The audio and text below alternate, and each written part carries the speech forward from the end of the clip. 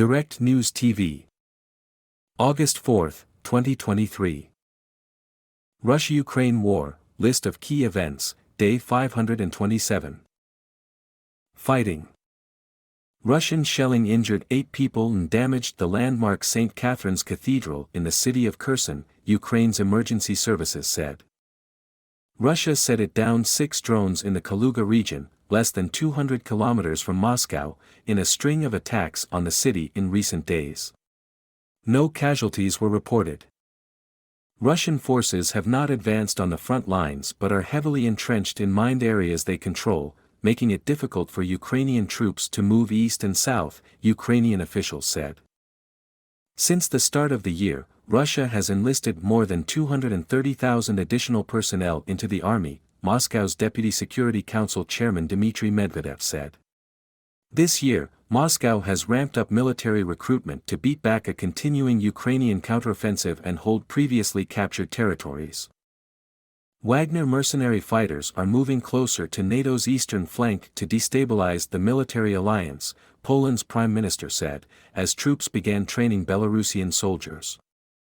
Ukraine is investigating Russian attacks on agricultural infrastructure as possible war crimes, the Prosecutor General's office told the Reuters news agency.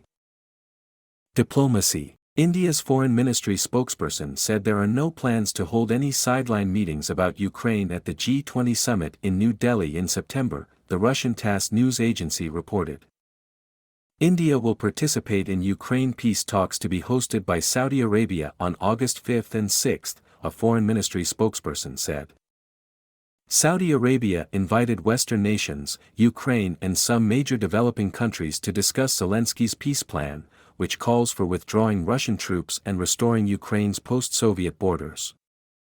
Russia added Norway to its list of unfriendly foreign states, local news agencies reported. In April, Norway expelled 15 Russian diplomats for alleged spying, and Russia responded by evicting 10 Norwegian diplomats.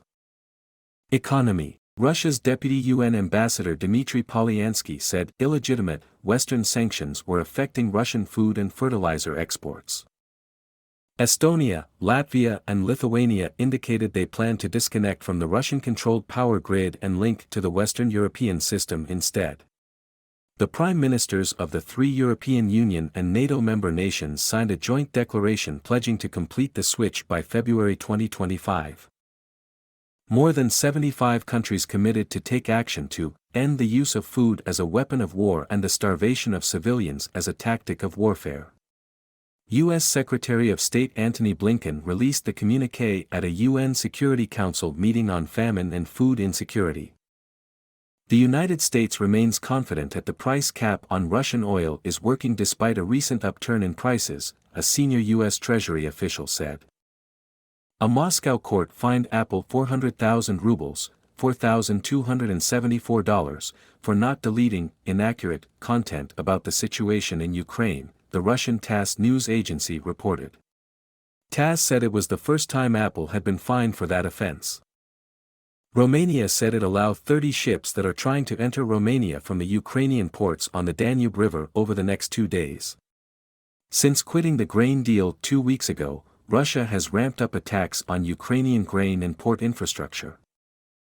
The sportswear company Adidas is still in the process of pulling its stores from Russia, CEO Bjorn Gulden said. Gulden told reporters, "We have about 100 stores that are not operational, and of course, they have been offered on the market." My name is Kingsley. Please like, share, subscribe and hit that notification bell so you can be the first to be notified whenever we post. You won't regret it.